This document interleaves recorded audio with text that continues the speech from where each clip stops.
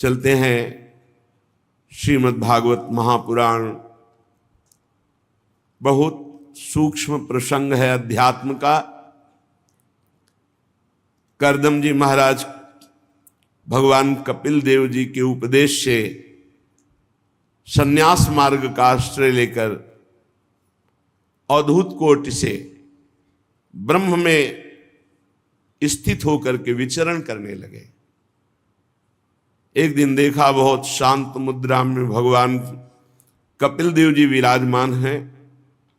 माता देहूति समीप जाकर के भगवान कपिल देव जी से प्रार्थना की, देहूति जी बोली, भगवान आप हमारे उद्धार के लिए पुत्र रूप में आए हैं, पर मैं जानती हूं आप कौन हैं। बस यही खास बात है, हम जानती हैं आप कौन हैं, ये पता होना चाहिए। गुरु प्रसाद से, संत संग से, शास्त्र स्वाध्याय से इतना तो पता होना चाहिए कि मेरे स्वामी कौन है और स्वामी का प्रताप क्या है, स्वभाव क्या है, महिमा क्या है, ऐश्वर्य क्या है। फिर पता चलता है इतना महान, वो इतना बड़ा प्रेमी है कि अपने प्रेमियों के चरण चापने में भी उसे संकोच नहीं होता, सारथी बनने में भी संकोच नहीं होता, लंगोटी धोने में भी संकोच नहीं होता। तब हृदय लुट जाता है। इतना महान और इतनी छोटी सेवा के लिए स्वयं भक्तों की परिचर्या करना। हे भूमन, ये दुष्ट इंद्रियां विषयों में भोगते भोगते इतना लंबा समय हो गया, ये ऊब ही नहीं रही। पर मैं ऊब गई हूं अब इंद्रियों को छूट देते देते। देख लो, भगवान की माताजी बनने का सौभाग्य मिला और महान योगी करदम जी की अर्धांगिनी और महान भगवत स्वरूप मनु जी की पुत्री। और इनको जो वैभव भोग मिला वो देवराज इंद्र के पास भी नहीं है, क्योंकि ये योग शक्ति के द्वारा प्राप्त भोगों को भोगा। कह रहे मैं ऊब गई, पर ये इंद्रियां दुष्ट कभी नहीं उबती। ये अनुभव लीजिए। अब मोड़ना होगा इंद्रियों को, जबरदस्ती हटाना होगा। हमको जो मन सलाह देता है कि भोग लो, तुम्हारे अनुभव में आ जाएगा कि कैसा सुख है, फिर मन हटा लेंगे, फिर इंद्रियां हटा लेंगे। बहुत बेईमान है ये, इसकी ऐसी चाल में मत फंसना। कोई बात नहीं, भगवान तो मिल ही जाएंगे, कृपा सिंधु हैं।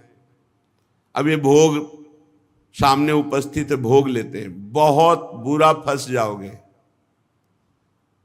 विषय चुगा जिन चुगय मन, चुगत कछुक सुख होए, फिर फांसी ऐसी लगे तेषम दुख ना हो। मान लो, पक्षियों को दाना दिखाई देता है, जाल नहीं। ऐसे भोगी पुरुष को भोग सुख दिखाई देता है, उसका बंधन नहीं। महापुरुषों को बंधन दिखाई देता है, भोग सुख नहीं। इंद्रियों को चाहे जितना भोग दे दो, पूरे जीवन भर ये कभी तृप्त नहीं हो सकती, ऐसी दुष्ट हैं ये। ज्यों का त्यों वैसे नवीन उत्साह रखती भोग भोगने के लिए। धिक्कार है। किसी का ज्ञान काम नहीं करता, भगवान की ऐसी बलवती माया है। वह एक बात काम करता है, शास्त्र आज्ञा का कभी भी उल्लंघन जो नहीं करता वो कभी भी माया में नहीं फंसता। शास्त्र संत गुरुदेव की आज्ञा में जो रहता है वो कभी माया में नहीं फंसता। और जो अपने को ज्ञानी और समर्थ समझकर थोड़ा भी उल्लंघन करेगा, फौरन फंसा लेगी माया। एक शब्द भी गुरुदेव की आज्ञा का उल्लंघन हुआ तो उतना ही माया फंसा लेगी।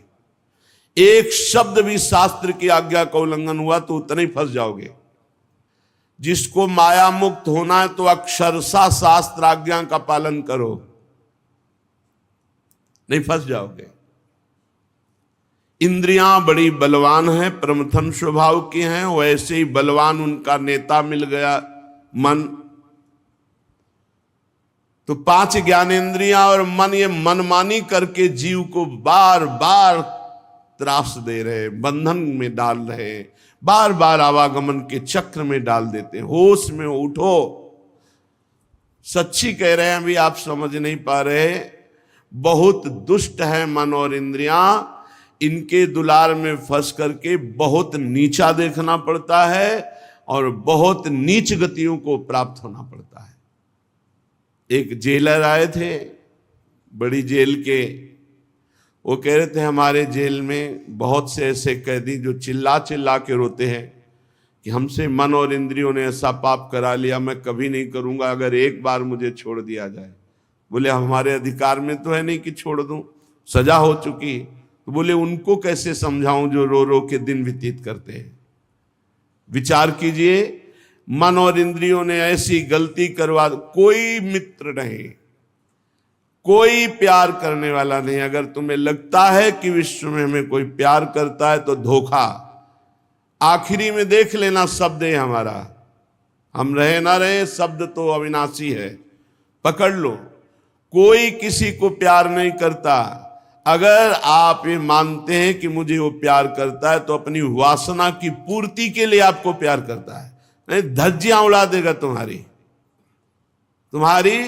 धज्जियां उड़ा देगा, रोगे, पैर पकड़ोगे, फिर भी तुम्हें कोई क्षमा नहीं करेगा। इसलिए भूल से भी मन और इंद्रियों की प्रेरणा से ऐसा कार्य मत कर देना जिससे जिंदगी बर्बाद हो जाए। ये बर्बाद कर देती है जिंदगी, इंद्रिया, मन। बड़ी मीठी मुस्कान से, मधुरता पूर्वक, पूर्ण समर्पण, ऐसा लगेगा कि भगवान ने हमारी साधना का फल दिया है, ऐसे माया आती है। और फिर चरणों में झुका के, रौंद के, नष्ट करके, रुला के, बर्बाद करके फिर जाते कि देख शास्त्र और गुरु की आज्ञा का उल्लंघन का फल, अब तू पूरे जीवन बर्बाद होकर बैठ, किसी काम का नहीं रह गया, जा रहे हो। ये बात नोट कर लो। अगर तुम्हें जीवन में भगवत प्राप्ति करना तो भजन बने ना बने, माया का स्पर्श मत कर लेना। गुरु आज्ञा, शास्त्र आज्ञा का उल्लंघन नहीं करोगे, पड़े रहोगे तो भगवत प्राप्ति हो जाएगी। हमारी बात सुन लेना। क्यों? भरोसे में हो श्री जी के। ऐसे हो क्या? साधारण नहीं हो तुम, असाधारण हो चुके हो। तुम भगवत संबंध से युक्त हो, तुम्हारा संबंध ब्रह्म संबंध हो चुका है। संबंध से तुम्हें भगवत प्राप्ति हो जाएगी, पर पड़े रहो। इधर उधर मन और इंद्रियों की, हाथ उठा के कहता हूं, मन और इंद्रियों की बात में मत लगना। ये इतनी नीच राक्षसी है, ये ऐसे फंसा देंगे कि आहा भाई नहीं बोल पाओगे किसी से, उत्तर भी नहीं दे पाओगे किसी को, ऐसे नीच हैं। तो हे भगवान, मैं ऊब गई हूं, देहूति जी कह रहे हैं। देखिए इंद्रियां कितनी बलवान है, आगे प्रसंग में आएगा। एक गंधर्व गंगा जी में अप्सराओं के साथ विहार कर रहा है, जल के लिए आदमी विविध प्रकार। जमदग्नि जी की अर्धांगिनी रेणुका जी, वो संध्या का जल लेने गई थी।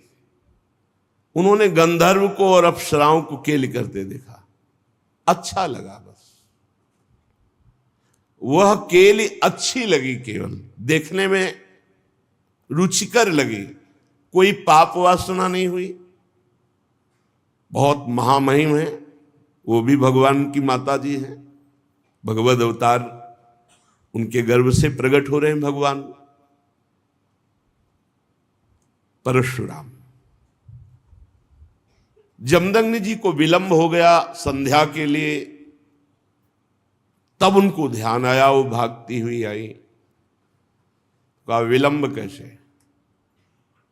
ग्रीवा झुका दी, ध्यानस्थ हुए, ध्यान में देखा, अरे ब्रह्म ऋषि की अर्धांगिनी और गंधर्वों की केली तुम्हें अच्छी लगी देखने में, और पुत्र बैठे थे, बोले काट दो गला इनका। पुत्रों की हिम्मत नहीं हुई। मां है। भगवान परशुराम जी समाधि से उत्थापन होकर बाह्य दशा को प्राप्त हुए, ऐसा लगा पिताजी याद कर रहे हैं। तुरंत उपस्थित हुए महान पितृभक्त, ग्रीवा झुकाई, पिताश्री उनका माता का गला उतार दो। एक सेकंड नहीं लगा, भाइयों को मार, एक सेकंड नहीं लगा, काट दिया।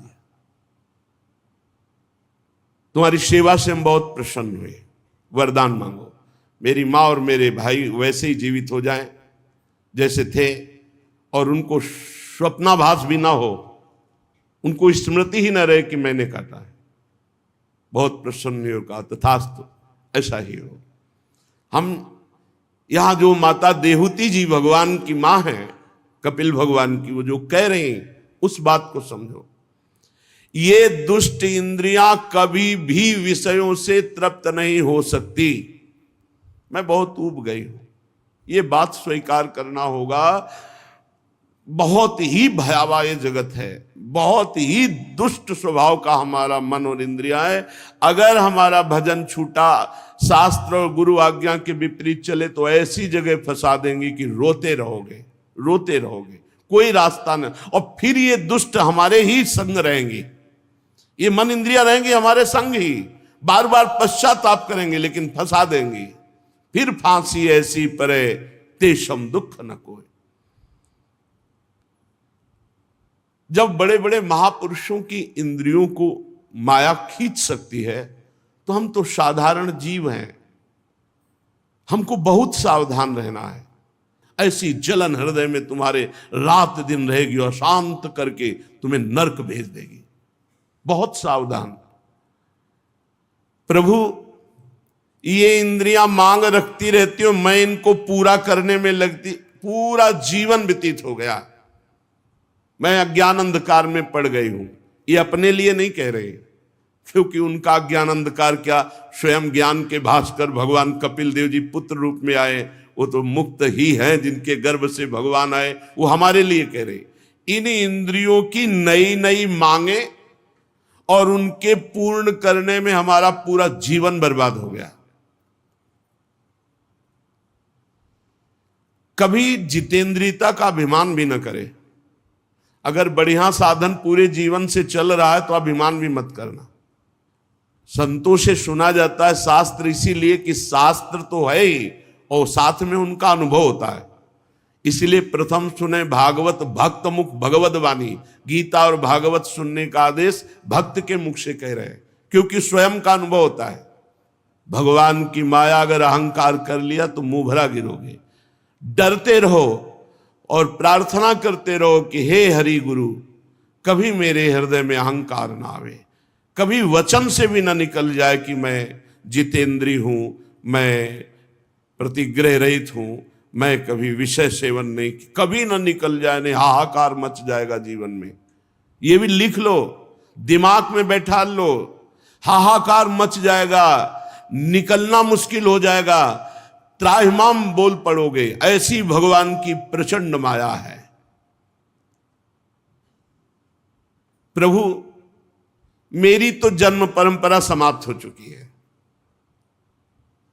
क्यों? क्योंकि आप पुत्र रूप में मुझे प्राप्त हो गए हैं।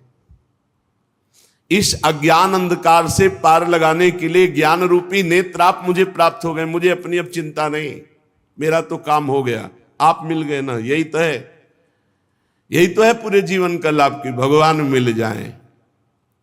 तस्य त्वं तमसोऽन्धस्य दुष्पारस्याद्य पारगम सचक्षुर्जन्मनामन्ते लब्धम में तदनुग्रहात्। आपके अनुग्रह से मैं तो पार हो चुकी, क्योंकि अज्ञान अंधकार से पार करने के लिए आप ज्ञान रूपी चक्षु मुझे प्राप्त हो गए पुत्र रूप में। स्वामिन, ये देह बहुत नरक है, बहुत नीच है। यदि भजन और भगवत साधना न बनी तो सबसे बड़ा नरक ये है। ये कष्ट, वो कष्ट, ये चाह, वो चाह, ये नरक। अगर इससे सत्कर्म बना, परोपकार बना, सदाचरण बने, भगवत आराधना बनी तो धन्य है मानव जीवन। और अगर गंदे आचरण, गंदे विचार और गंदगी शरीर, तो नरक नहीं और क्या है। इसको महान माने हुए हम बैठे हैं। यदि ये भगवत सन्मुख है, भगवत आचरण हो रहे, परहित हो रहा, तो धन्य है। धन्य धन्य धन्य तेई जे इनके उपासी। जो प्रिया प्रीतम के उपासी वही धन्य, जो प्रभु के उपासी वही धन्य मनुष्य जीवन। नहीं तो नरक समझो, नरक। त्राहिमाम शरणागत रक्षक भगवान सबकी बुद्धि को शुद्ध करें, अपनी तरफ आकर्षित करें। नहीं तो प्रचंड माया, मरने जा रहे हैं, वृद्ध हैं, फिर भी वासना का अंत नहीं। क्यों? जीवन में भजन नहीं किया। गंदी से गंदी घृणित बातें दिमाग में, घृणित वही आचरण, घृणित वही विषय। प्रभु ये देह, इसमें जो अहंकार हो गया है कि मैं हूं, बहुत ये दुर्गति कराने वाला है। और ये नष्ट होता केवल भगवान की कृपा से। प्रभु ये जो अहंकार हो गया है कि देह मैं हूं, मैं पुरुष हूं, मैं स्त्री हूं, मैं, ये आपकी माया से हुआ है।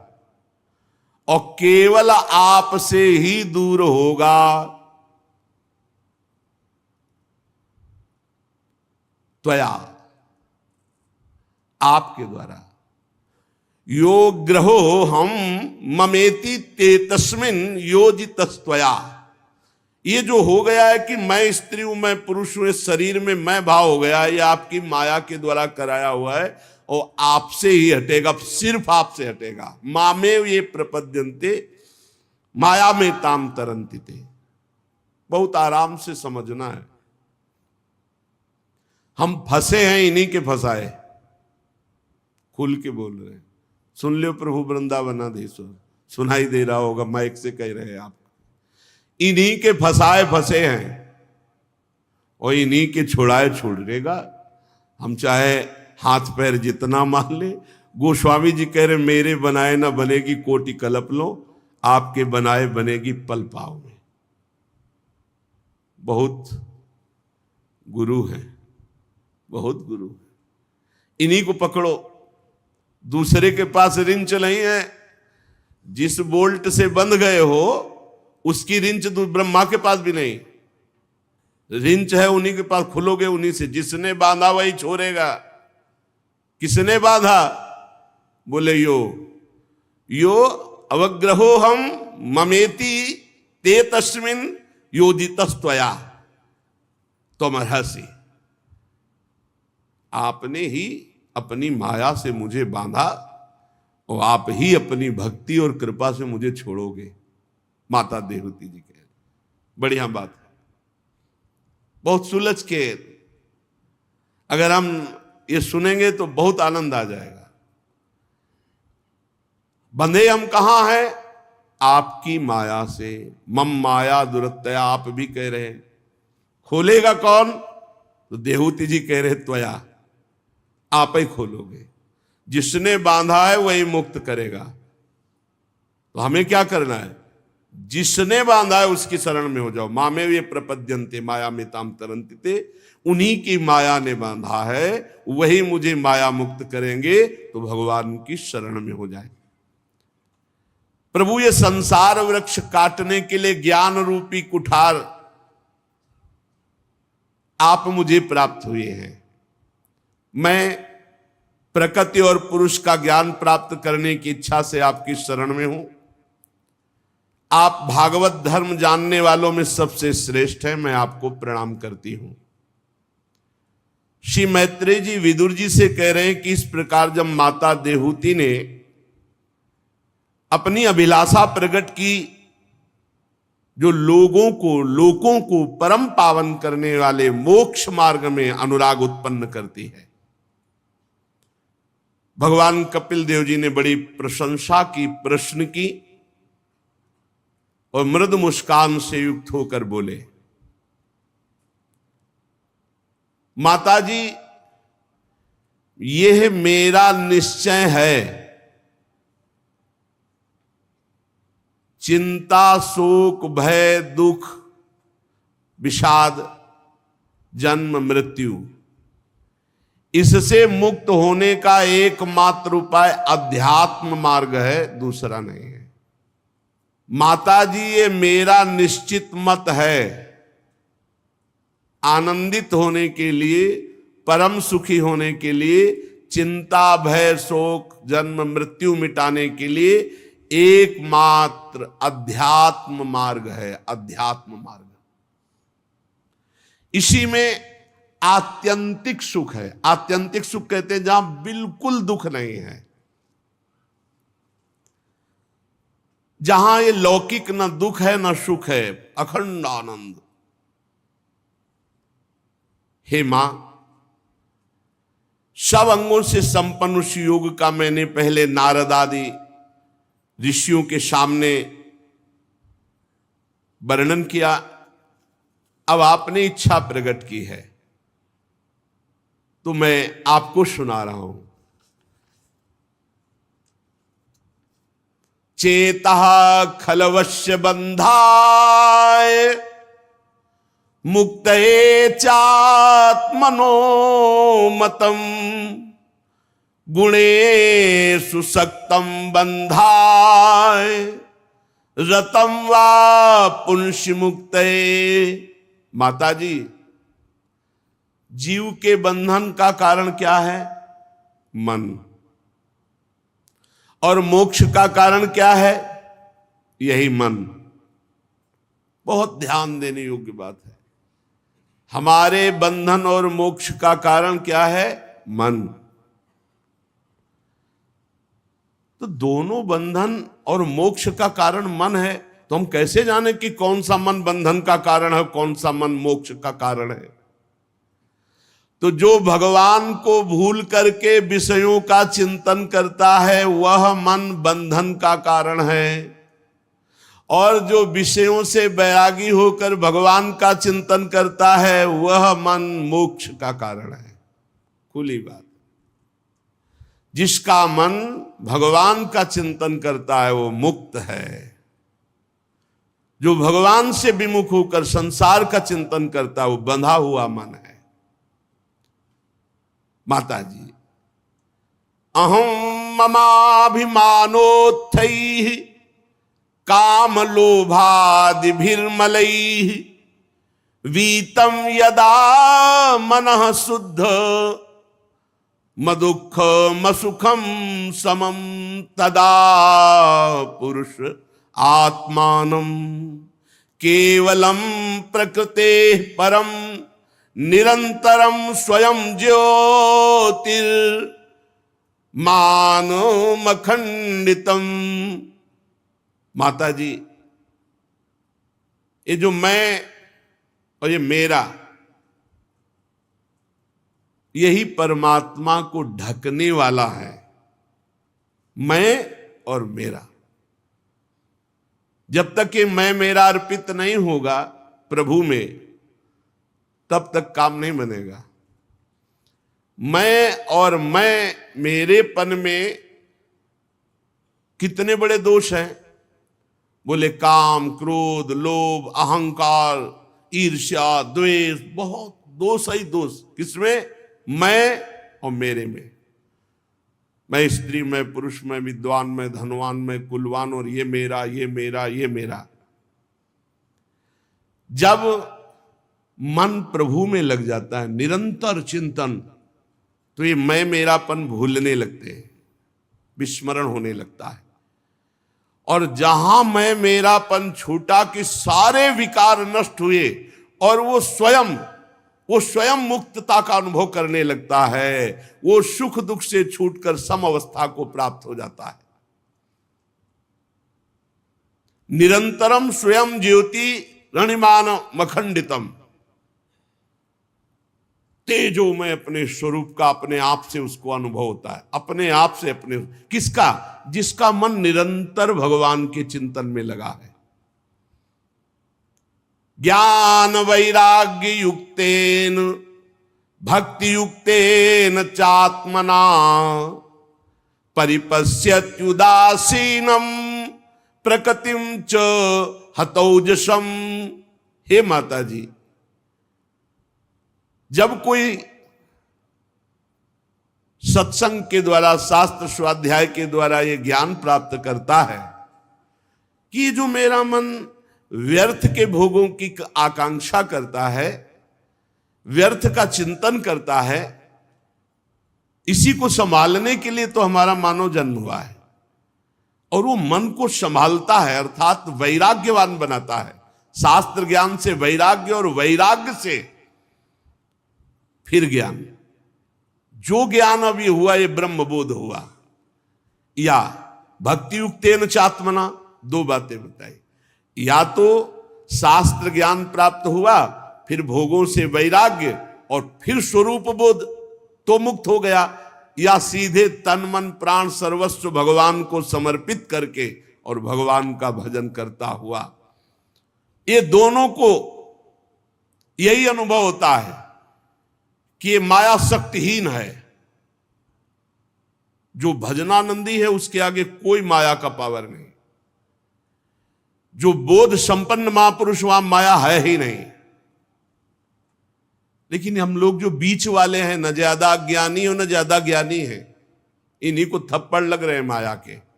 जैसे अभी एक दिन सत्संग में सुना था कि दो ही सुखी है, या तो एकदम जिसका फेल हो चुका है दिमाग, पागल, और या जो एकदम बोध संपन्न है, वो बीच के जितने सब पिस रहे हैं, थोड़ा ज्ञान थोड़ा आकर्षण माया का।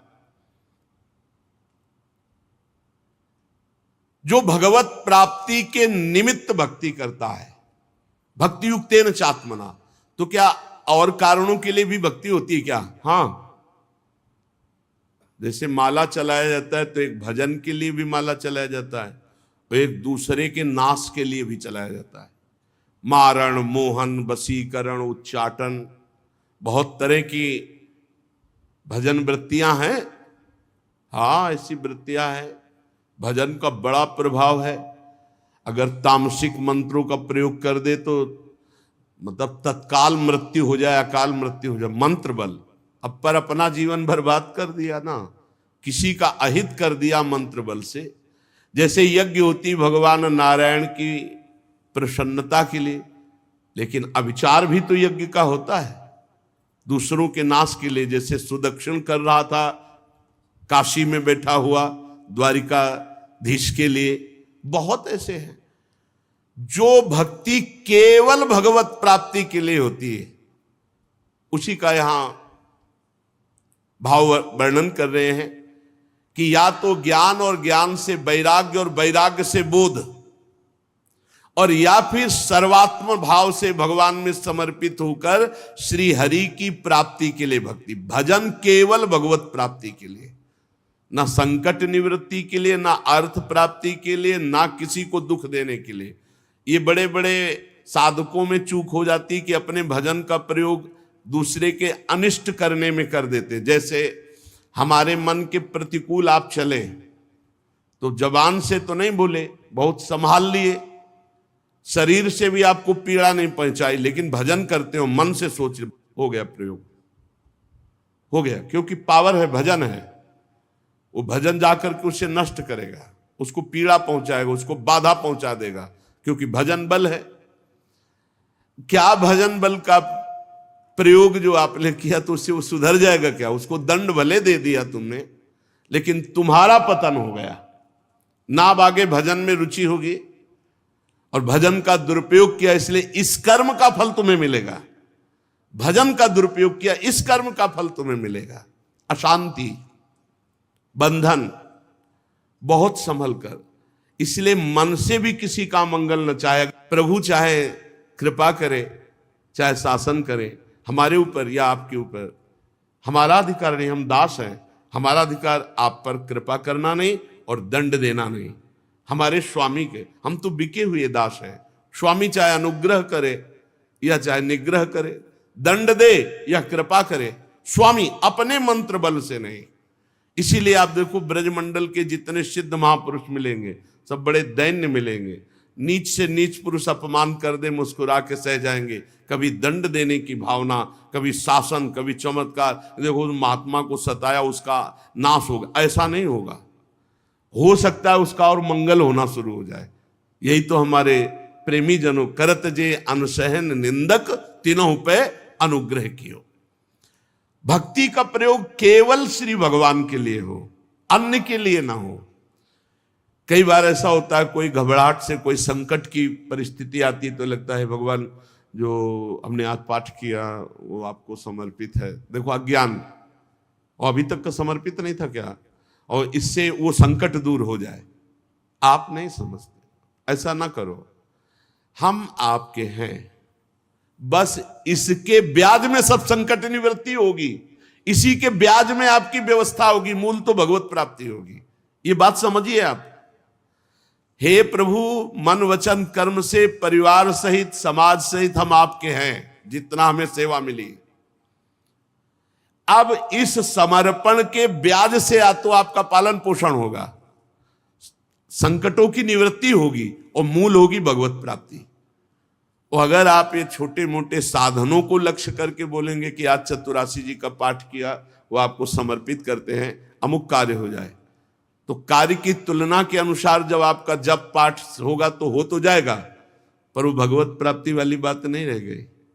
सकामता इसलिए बहुत सावधानी पूर्वक त्याग करनी है। जब हमारे अंदर कोई कामना आवे तो तत्काल सोचना है कि हमारी जिम्मेवारी तो भगवान की है। योगक्षेमम वहाम्यम, तो मेरा साधन कहाँ हुआ? ये जो साधन है तो प्रभु के लिए, मैं तो बिका हुआ दास हूं, मेरा तो कुछ नहीं, मेरे तो सिर्फ प्रभु है। बढ़िया उत्तम भक्ति जागृत हो जाएगी। पर हमें लगता है कि कहीं ना कहीं हमसे ऐसी चूक होती रहती है। अनुग्रह और निग्रह ये दोनों भक्त के अंदर नहीं होते। कृपा करना या दंड देना ये नहीं होता, ये स्वामी के ऊपर होता है। वो स्वामी की तरफ देखता है।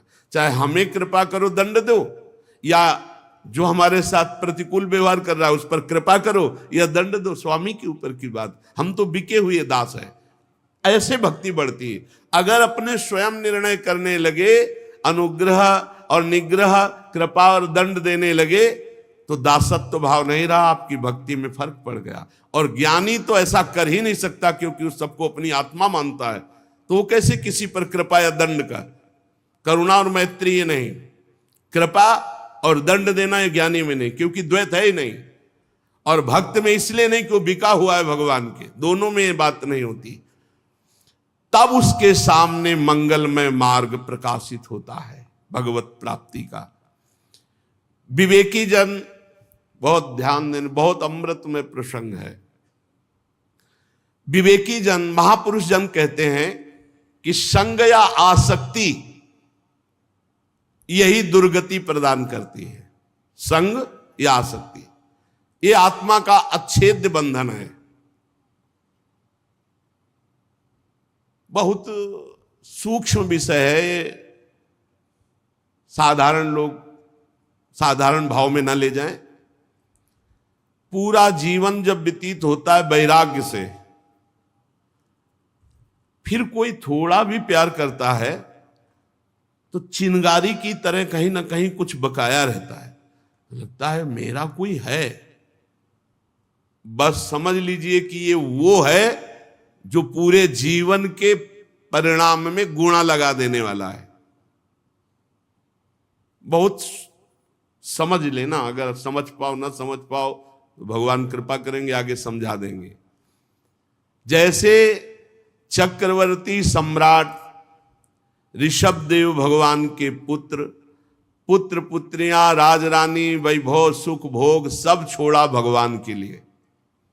बहुत काल तक गंडकी नदी के किनारे भजन किया। थोड़ा हिरन के बच्चे में, और वो कोमल कोमल सींगों से ऐसे खुजलाता ना, तो जैसे राजकुमार गोद में हो ऐसे हिरण के बच्चे को लेकर छाती से लगाते और वत्स तेरा मंगल हो। मतलब छुपा हुआ राग पुत्र पुत्री और परिवार का पूरा हिरण पे आ गया, वो अगला जन्म हिरण का हो गया। पूरे जीवन में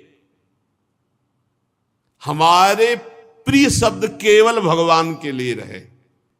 जीवन में मैं और मेरा ना आने पावे। मैं ना, मेरा ना, मैं नहीं मेरा नहीं, ये दो शब्द रहे। बहुत कठिन है, मैं नहीं और मेरा नहीं, ये बस आराम से समझना है, यही हमारा बंधन है। लेकिन यही जब संग या आसक्ति संत महापुरुषों के प्रति हो जाती तो मोक्ष का खुला द्वार हो जाता है। आसक्ति संत महापुरुषों से, मेरे प्राण, मेरे जीवन धन, मेरे सर्वस्व। जैसे एक कामी पुरुष कामिनी में आसक्त, ऐसे गुरुदेव में आसक्त, ऐसे संत में आसक्त। यहां भगवान कपिल देव जी कह रहे हैं, प्रसंग मजरम पास्मात्मनः कवयो विदुः शैव साधु सुकृतो मोक्ष द्वारम अपावृतम।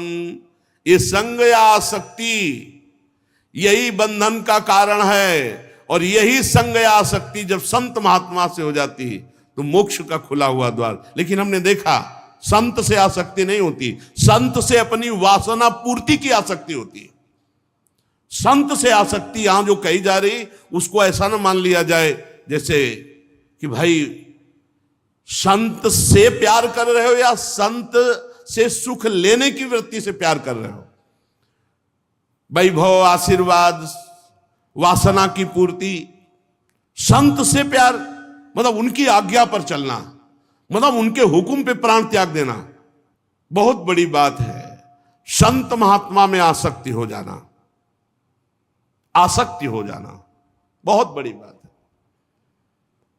कभी भी किसी भी शरीर विपरीत आकर्षण पर एकांत में संभाषण, मिलना जुलना, बातचीत बिल्कुल नहीं। हमारी बात मान लेना, नहीं जिंदगी में पछताओगे। संतों से उनके अनुभव सुने जाते हैं। यह आसक्ति केवल संत महापुरुषों से। अब बहुत बड़ी बात कह दी कपिल भगवान ने कि सीधा मोक्ष द्वार है, अगर संतों से आसक्ति हो गई तो मुक्त हो गए। अब वो संत कैसे हो जिनसे आसक्ति भगवत प्राप्ति करा देगी, तो आगे वर्णन कर रहे हैं। तितिक्षवः कारुणिकाः सुहृदः सर्वदेहिनां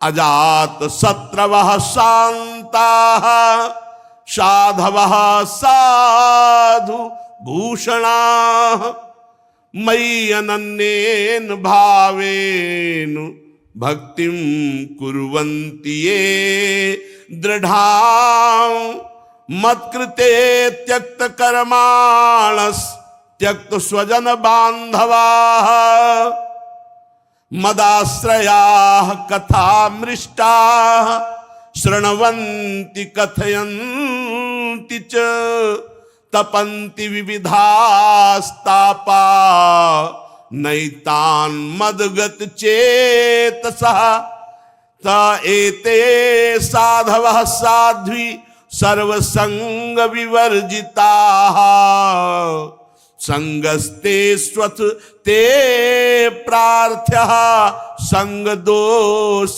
हराहिते शतां प्रसंगान् मम वीर्य संविदो भवन्ति हृत्कर्ण रसायनाः कथाः तज्जोषणादास्वपवर्गवर्त्मनि श्रद्धा रतिर्भक्ति रनुक्रमिष्यति।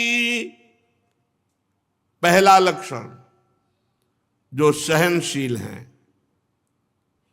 साधवा, कैसे बोले तितिक्षवा, जो बहुत सहनशील हैं। संत की पहचान जिनकी आसक्ति मात्र से भगवत प्राप्ति हो जाएगी, जो सहनशील हैं। कई संतों को देखा, उस दिन तो बार बार प्रणाम मन कर रहा था। संत थे तो अरुण भगवा वस्त्र धारण के सब्जी मंडी में सब्जी मांग रहे थे, तो एक आदमी रजोगुणी वेश पैंट शर्ट से थप्पड़ मारा सामने से उनके गाल में। वो 60-65 वर्ष के दो महात्मा एक साथ, झोली टांगी हुई थी, सब्जी मौन ऐसे झोली ऐसे फैला दी, कोई एक परवल डाल दिया, कोई एक आलू डाल दी, कोई ऐसे हाथ जोड़ दिए। अलग अलग भाव के लोग थे। वो उतरा गाड़ी से, कुछ नहीं बोले तो उसको और जिद चढ़ गई, लात मारा उसने सामने से पीछे से दोनों महात्माओं के, लेकिन उन्होंने मुड़कर नहीं देखा। हम बार बार उनकी इस वृत्ति को देख के हृदय शीतल होता, प्रणाम करते रहे कि आप जैसे महात्माओं से ये जगत पावन होता है। ये गुप्त रूप से विचरण करने वाले अवधूत शिरोमणियों, आपके चरणों से तीर्थी कुर्वन्ति तीर्थानि। आप जैसे महात्मा जब तीर्थों का स्पर्श करते हैं तो उनमें तीर्थत्व आ जाता है। सबसे पहली पहचान साधु की तितिक्षवा, सहनशील। बहुत कठिन है सहनशीलता। उपदेश कर लेना, सुन लेना सरल है, लेकिन जब कोई अपमान करता है उस समय सहना। अपमान तो इतना भी, भरी बाजार में थप्पड़ मार रहे हो, महात्मा हेर भी नहीं रहे। क्या स्थिति है। मतलब एक बार तो बनता है ना कि एक दो लात थप्पड़ के बाद देखना कि ये भाई क्या है, क्या है, देव या ना देव, मतलब आप मार क्यों रहे हो। इतना तो प्रार्थना। वो बोले भी नहीं, देखे भी नहीं, और क्रिया भी नहीं बंद की। अगली दुकान में फिर जाके वैसे झोली फैला दी। प्रणाम है ऐसे महापुरुषों को जो तितिक्षवा, बड़े सहन। प्रकृति सर्दी गर्मी बरसाते और मनुष्य के द्वारा दी हुई प्रतिकूलता। दूसरा कारुणिका, बड़े दयालु स्वभाव के। इसी का दुरुपयोग होता है। कभी कभी संतों की दया का दुरुपयोग लोग करते हैं। इसीलिए उड़िया बाबा ने कहा है, दया बिना साधु कसाई, और दया करी तो आफत आई। पक्का एक बार करें, सैकड़ों बार का अनुभव है। अब दया न करे तो साधु कैसा। श्री चैतन्य महाप्रभु ने श्री सनातन जी को जो उपदेश किया, उसमें कहा, जीवे दया नामे रुचि वैष्णव सेवा। इसके अलावा और कोई उच्च कोटि का साधन नहीं। वैष्णव सेवा हो और जीवों पर दया हो और खूब नाम जप हो रहा, इससे बड़ा कोई साधन है ही नहीं। पक्का पक्का। दया बिना साधु कसाई, दया नहीं तो साधु को कसाई क्या। और दया करी तो आफत आई। बहुत बचा के दया का खेल खेलना है। दया के खेल में ही जन्म के जन्म व्यतीत हो गए। जन्म के जन्म यही दया, और दया नहीं तो साधु कैसा। कारुणिका,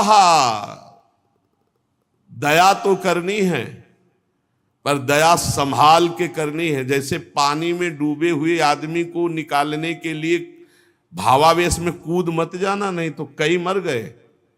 एक परिकर में 8 नौजवान स्नान कर रहे थे और एक का पैर फिसला, तो बचाने के लिए क्रम बाई क्रम 8 कूदे। वो 8 को एक जैसे 2 डूब रहे, तीसरा उनको बचाने, वो चौथा तो 8 मंडली सहित डूब गए, क्योंकि एक दूसरे श्वास लेने के लिए दबाते हुए 8 क्रम बाई क्रम हुए।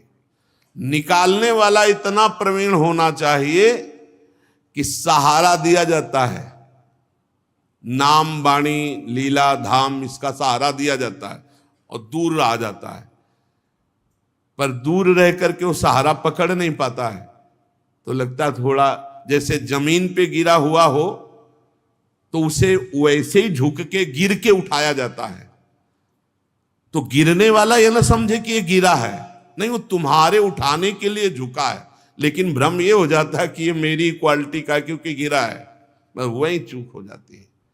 साधु को साधु ना समझ करके अपने समान समझ लिया जाता है तो उनकी दया का दुरुपयोग होता है। कारुणिकाहा, दया तो करनी पर बहुत संभाल के करनी है। ये जीवन भर ध्यान रखो, तुम्हारी भाव में कभी मृदुता ना आने पावे। भाव में थोड़ी सिकुड़न बनी रहनी चाहिए। जब किसी से बात करो उसको लगना चाहिए ये ज्यादा बात करोगे तो गुस्सा ही आने वाली है, बच जाओगे। हम जो आपको बता रहे, वाणी जी जो कह रही वो सिद्धों की बात कह रही, साधकों की नहीं। साधकों को हंस बोले बहुमान दे में नहीं आना। करुणा तब स्थिति जब भगवान तुम्हारे नेत्रों में सामने दिखाई दे रहे हो तब हमें लगता, नहीं तो तब तक चुपचाप साधन में लगो, ज्यादा दया वाले मार्ग में ना जाओ, नहीं तो बहुत ही गड़बड़ हो जाता है। बहुत विचित्र दया है। इस दया रूपी फांसी से भी बचो। यद्यपि ये साधु का सद्गुण है, साधु का स्वभाव है, साधक का स्वभाव है दया करना, पर फंसा भी देता है बहुत बचा के, बहुत बचा के। तो कह रहे हैं कि संत जिनसे हमारी आसक्ति मात्र से भगवत प्राप्ति हो जाएगी वो तितिक्षवः और कारुणिकाः, दयावान हो। सुहृदा सर्वदेहि नाम, उनका किसी से अपना परायापन नहीं होता, सबके प्रति प्यार होता है। पर जो जितना समर्पित होता है वो उसी प्यार को समझ पाता है। जैसे भगवान कह रहे हैं सब मम प्रिय सब मम उपजाए, सब मेरे प्रिय सब मेरे उपजाए हुए, सब पर मोर बराबर दया। पर जो भगवान का भजन करते हैं, आश्रित है, वही उनकी कृपा और दया को समझ पाते हैं। ऐसे ही भगवान के जो प्रेमी संत जन होते हैं अहेतुकी दयालु होते हैं, पर जो उनकी आज्ञा का पालन करता है, उनके अनुसार चलता है, वही उनकी कृपा और दया का भाजन बनता है। अजात शत्रवः, भगवत प्रेमी महात्माओं का कोई शत्रु नहीं होता। एक बार ढूंढी घाट है, वहां के महाराज जी श्री स्वामी आत्मा प्रकाश जी महाराज, हनुमान जी का ऐसा वैभव है, मतलब विशाल हनुमान जी और विशाल मुकुट, विशाल छत्र और सब स्वर्ण की। तो वहां के आसपास के गांव के ही 5-7 लोग रात्रि में अजात शत्रवा की बात बता रहे, चोरी करने आए। तो हनुमान जी के मंदिर को पीछे से काट लिया, और वो जो स्वर्ण के छत्र और ये सब उठा लिए। अब उठा तो लिए, पर किसी की चाल नहीं, चल नहीं सकता कोई। अब ना रख सकते हो ना कुछ। सिद्ध महापुरुष सिद्ध हनुमान जी वैसे लिए खड़े रहे। रात्रि के 2 बजे गंगा स्नान करने श्री स्वामी आत्मा प्रकाश जी, वहां किसी का प्रवेश नहीं। तो एक बार गंगा जी की प्रणाम करके फिर हनुमान जी तो देखा उधर कुछ, तो शंका हुई, वहां वैसे गए, लगोटी लगाए, देखा, अरे भाई छोड़ दे, सब छोड़ दे, भाग जा, हनुमान जी का अपराध बन। उन लोगों ने बहुत पीटा, स्वामी जी को बहुत पीटा, मतलब वो अपनी जान में मार ही डाले से। स्वामी जी जो गए सो सब रख दिए, पर स्वामी जी को पीटा। अब जब सुबह हुआ, जो नित्य सेवा, वो जब देखा ऐसा सब बड़े बड़े अधिकारी कानपुर के, स्वामी जी आप बता भर दीजिए, थोड़ा सा बता दीजिए। और स्वामी जी को पूरा पता था। स्वामी जी ने कहा हमें कोई पता नहीं किसने मुझे मारा है, सब कर्मों का भोग है, शरीर का कोई कर्म होगा उसी, बहुत और कृष्ण शरीर तपस्वी। अजात शत्रवः, भगवान के प्रेमी जन, भगवान के संत जन कभी किसी को अपना शत्रु नहीं मानते कि वो तप बल के द्वारा या किसी समाज बल के द्वारा या पदाधिकारी बल के द्वारा उसको दंड दिलवा दे। जिनका शत्रु हुआ ही नहीं सृष्टि में, उसे अजात शत्रु कहते हैं। अपने यहां सेवक वाणी में लिखा है, हरिवंश नाम लीन जे अजात शत्रु ते सदा।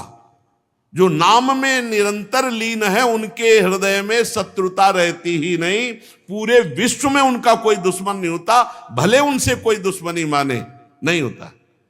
अजात शत्रवः। और शांताः, सबसे पहला भाव है अपने यहां शांत भाव, शांत दास्य सख्य वात्सल्य गोपी भाव सहचरी भाव, शांत भाव। शांत वही है जो हर स्थिति में शांत रहे। द्वंद्वों में समता ही शांति है। सेवक जी महाराज सेवक वाणी में, शत्रु मित्र सम जानी, मान मान अपमान सम, दुख सुख लाभ न हानि, यह है शांत भाव। शत्रु मित्र में समान भाव, मान अपमान में, निंदा स्तुति में, लाभ हानि में, सुख दुख में शांत। किसी भी स्थिति में अशांति नहीं, शांत किसी भी स्थिति में। बड़ा कठिन बात है, कह तो गए निंदा स्तुति में कुछ नहीं। सामने से जब कोई गाली देता है ना और निंदा करता है ना, फिर हृदय में बिल्कुल कुछ नहीं होना चाहिए। जैसे हमारे सामने कोई दूसरी भाषा में हमें गाली दे तो हमें कुछ नहीं होगा, क्योंकि हम समझते नहीं क्या बोल रहा है। जब हमारी भाषा में हमको गाली दे और हम समझते हुए भी हमारे हृदय में कोई परिवर्तन न हो, कोई क्षोभ न हो, कोई स्थिति न भी, बड़ा कठिन बात है। ये तभी हो सकता है जब भगवान की कृपा प्रसाद से द्वैत भाव मिट गया है, सब में ब्रह्म भाव भगवत भाव, तभी शांत भाव की स्थिति होती है। तो भगवान के जो प्रेमी संत जन वो शांता, और कह रहे हैं कि साधवा साधुभूषणा। साधु का एक स्वभाव होता है जो बहुत सरल होता, छल कपट नहीं होता। पर छल कपटी लोग उनके स्वभाव को कपट ही समझेंगे। उनका सरल स्वभाव, न मन कुटिलाई, कुटिलता नहीं होती, सरल स्वभाव होता है। साधवा साधुभूषणा, सरल स्वभाव और दूसरों का सम्मान करना, यह संतों में स्वाभाविक स्थिति होती है। सहनशील, दयालु, समस्त देहधारियों के अकारण हितैषी, किसी के प्रति शत्रु भाव न रहना, शांत स्वभाव, सरल स्वभाव, दूसरों का सम्मान देने का स्वभाव।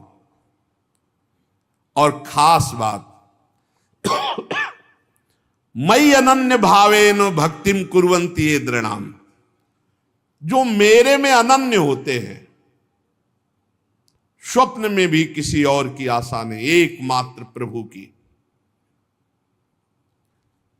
प्रभु से एक प्रार्थना किया जाए नित्य तो बहुत जल्दी लाभ मिलेगा।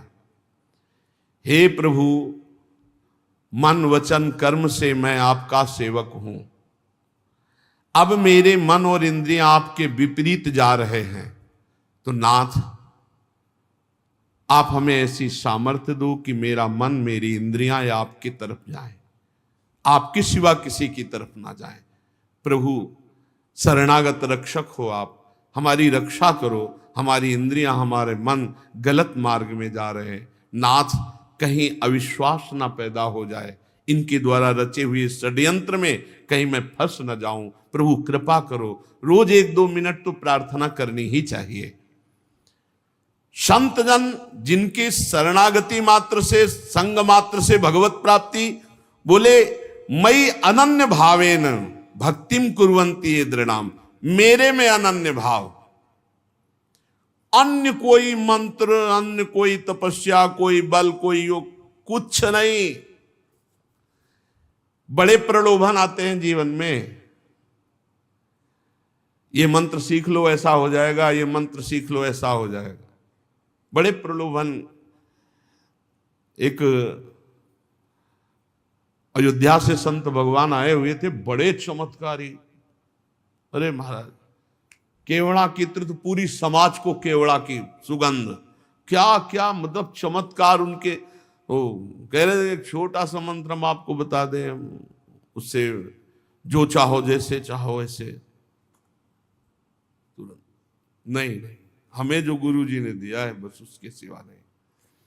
ये सीधी बात, राधा राधा राधा राधा राधा प्यारी जो मैं आपकी शरण में, इससे बड़ा कोई मार्ग नहीं है। इधर उधर मत फंस जाना कि थोड़ा सा ये जप लेते हैं तो इससे ये लाभ मिलेगा, थोड़ा सा ये जप लेते हैं, ये प्रारंभिक साधक की होती है। लेकिन जहां पहुंचने की बात है वा मई अनन्येन भावेन रसना कटो जो अन रटो निरखियन फुटो नयन श्रवण फुटो जो अन सुनो श्री राधा जस राधा राधा कहे और श्री जी का उच्छिष्ट पावे और नाम धाम का आश्रय लेकर पड़ा रहे, भगवत प्राप्ति हो जाएगी। कैसे भगवत प्रेमी संत जन हैं? बोले मई अनन्येन भावेन भक्तिम कुर्वन्ति ये दृढ़ाम, वो सुदृढ़ अनन्य भाव से मेरे में प्रेम करते हैं। बड़ा चमत्कार है। एक बार श्री ज्ञानदेव जी और श्री नामदेव जी ब्रज भ्रमण के लिए आए हुए थे, तो प्यास लगी, तो ज्ञानदेव जी तो महान योगी सूक्ष्म रूप धारण किया और कुएं में जाके पानी पी के आ गए। नामदेव जी से कहा कि आप भी, तो उनका अब हमको तो ये सब योग आता नहीं है, विठ्ठल विठ्ठल विठ्ठल। जैसे ही विठ्ठल विठ्ठल कहना शुरू किया, कुआं का पानी उठा और सामने से प्रवाहित हो गया। ऐसे कर तुम अकर तुम मन था कर तुम, भगवान के नाम में अपार सामर्थ्य है। बस अगर अनन्य भाव से प्रेम में डूबना है तो अन्य कोई मंत्र तंत्र कोई अन्य आश्रय अन्य बल बिल्कुल नहीं, बिल्कुल नहीं। भरोसो एक, आस एक, विश्वास एक, बहुत बढ़िया, बहुत शांति, बहुत जल्दी आनंद प्राप्त हो जाएगा।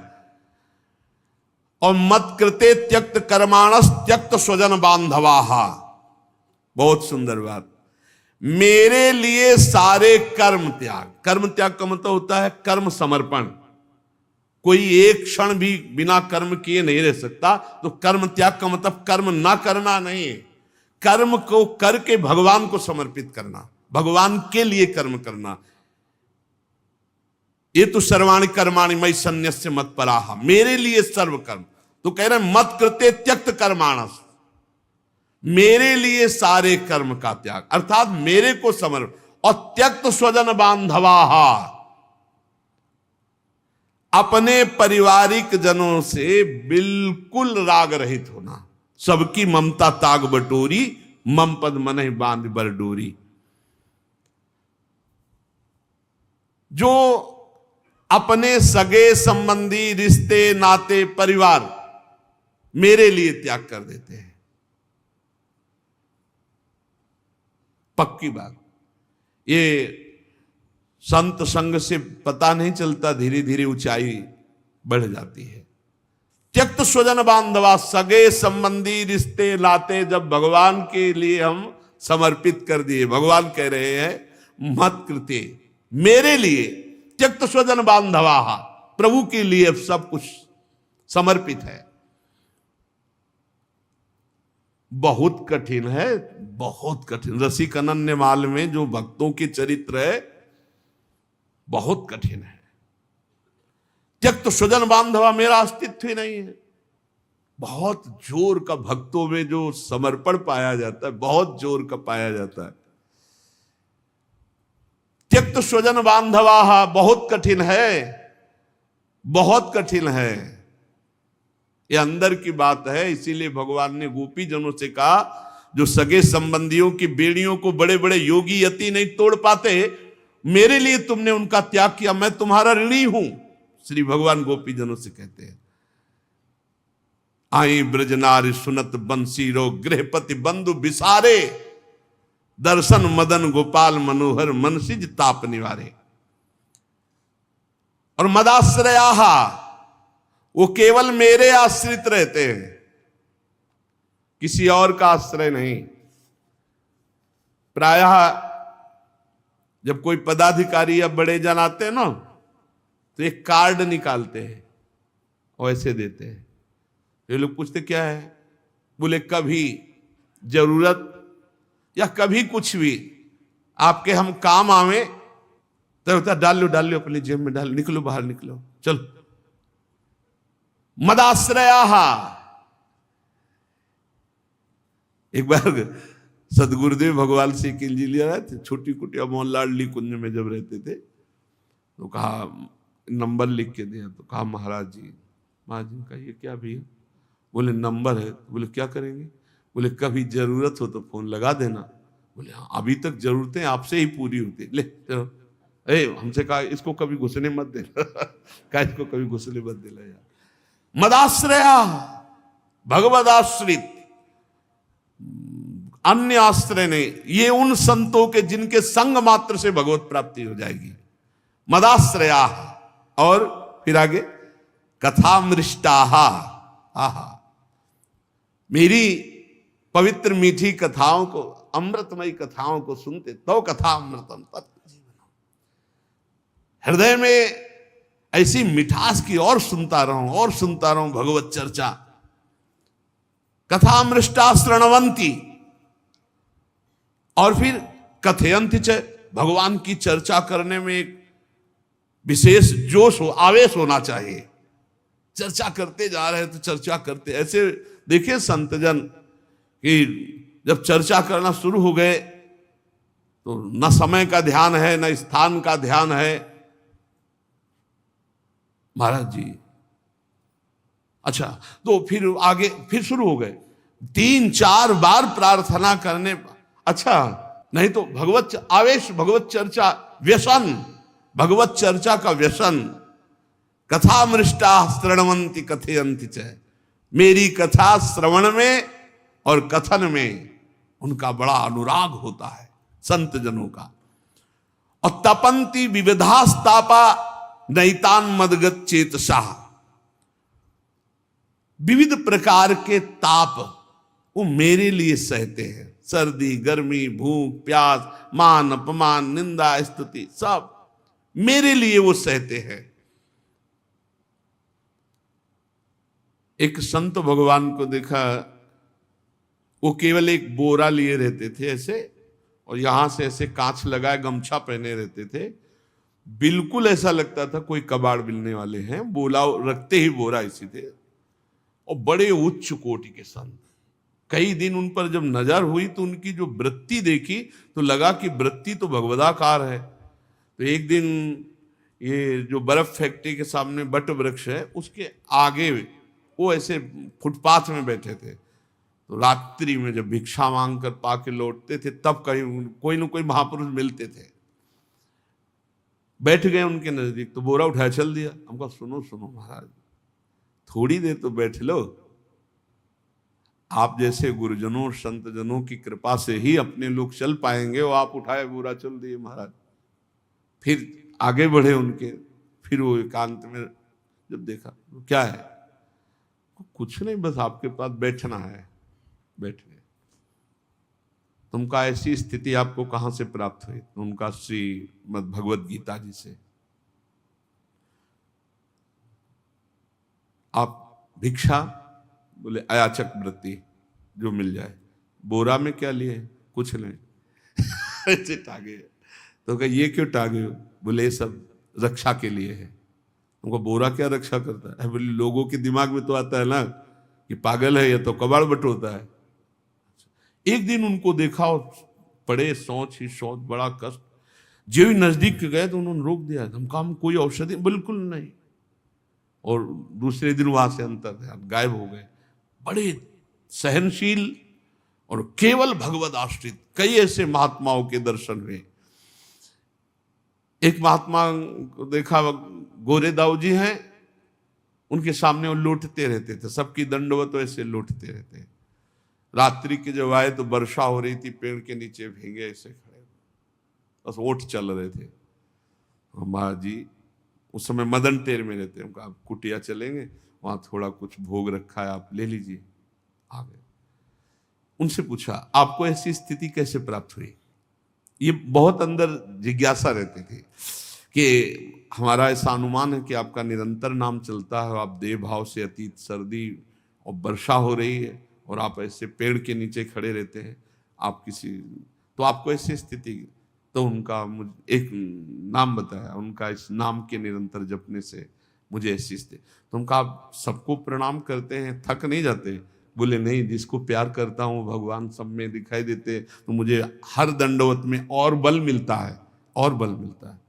बड़े सुंदर सुंदर वृंदावन धाम है ना, एक से एक दिव्य संतों के दर्शन होते हैं। यहाँ जब भगवान मिलाते हैं वैसे ही भगवान आपके पास से निकल जाएंगे, आप जानोगे नहीं कौन किस कोटि का है, महापुरुष है।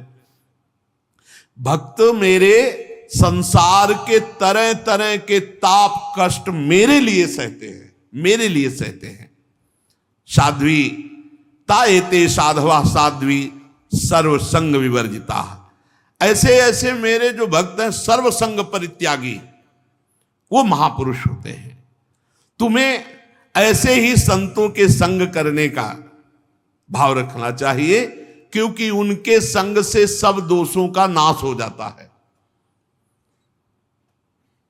कभी कभी ऐसा होता है कि तुम्हारे किसी महान दोष को नष्ट करने के लिए वो दोष की लीला करते हैं, लाओ ये खाया जाए, ये खाया जाए, और इतना आपको उस बात से घृणा हो जाएगी, वो ऐसे ढंग से अपनी वस्तु देते हैं कि समझ में नहीं आता। बोले ऐसे ऐसे सर्वसंग परित्यागी महापुरुष होते हैं जो आसक्ति से उत्पन्न होने वाले सारे दोषों का ही हरण कर लेते हैं। सत्पुरुषों के समागम में सताम प्रसंगान मम वीर संविदो भवंति हृत्कर्ण रसायना कथा। जहां मेरे भक्तजन होते वहां स्वाभाविक ही होता ही रहता है भगवत चर्चा। मेरे पराक्रमों का यथार्थ ज्ञान कराने वाली, हृदय और कान को प्रिय लगने वाली मेरी चर्चाएं होती रहती हैं। भगवान चर्चा में बड़ी सामर्थ्य है। रत्नावती जी और कोई साधन नहीं की, केवल दासी चरण चापते हुए जब भगवत चर्चा करने लगी, उसी के प्रभाव से श्री नाभा जी ने भक्त भूप रत्नावती कहा है। भक्तों की राजा रत्नावती, केवल लीला श्रवण मात्र से इतनी ऊंची महान भक्ति। जो मेरी लीला कथाओं को सुनते रहते हैं, उन्हें मोक्ष मार्ग में श्रद्धा, मेरे में प्रेम और मेरी भक्ति का उनके हृदय में विकास, जो मेरी सृष्टि आदि लीलाओं का चिंतन करने से लौकिक पारलौकिक सुखों में वैराग्य हो जाता है। जब ये सोचे कि सबको मरना है और प्रलय होगी, सब नाश ही होना है, तो लगता है जल्दी करो भगवत प्राप्ति कर लो। और जब ये बात भूल जाते हैं मरना, तो लगता है ये भी भोग भोग लो, ये भी भोग भोग लो। भगवान कह रहे मेरी सृष्टि आदि लीलाओं का चिंतन करने से लोक परलोक के भोगों से वैराग होता है कि सब जलेगा।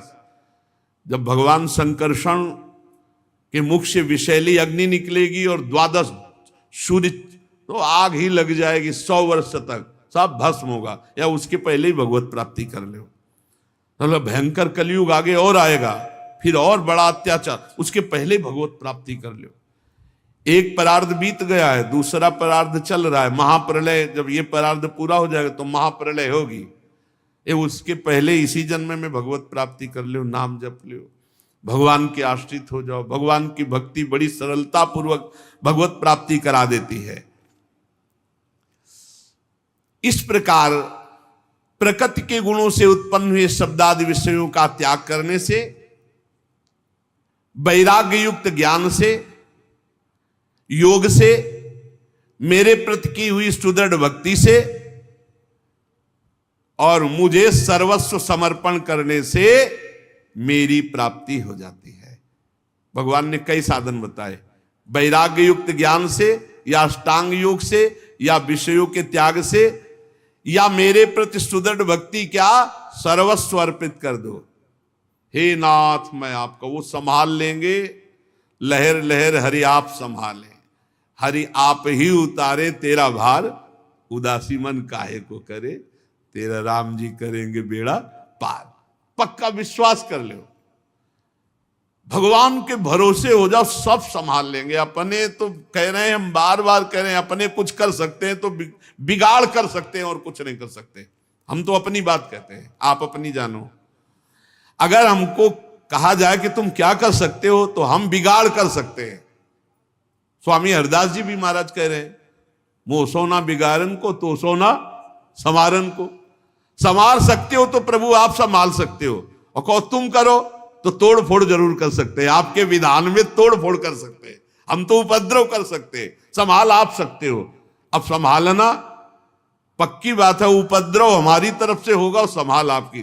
तो सोना संवारन को, मोसो ना बिगाड़न को, तो ही मोही पड़ी हो कौन धो जीते कौन दो हारे, पर बदी न तोड़ हमारी आपकी चल रही। आप संवारते संवारते हार गए और मैं बिगाड़ते बिगाड़ते जीत गया, बस इसी में जीत है। हे नाथ मैं जैसा हूं आपका हूं, ये भाव और निरंतर नाम जपने का अभ्यास, और इसी जन्म में हमें भगवत प्राप्ति हो जाए ऐसी थोड़ी लालसा, तो भगवान की कृपा से भगवत प्रेमी महात्माओं के संग से ये जन्म हमारा सार्थक हो जाएगा। शेष चर्चा आगे। श्री राधा वल्लभ लाल की।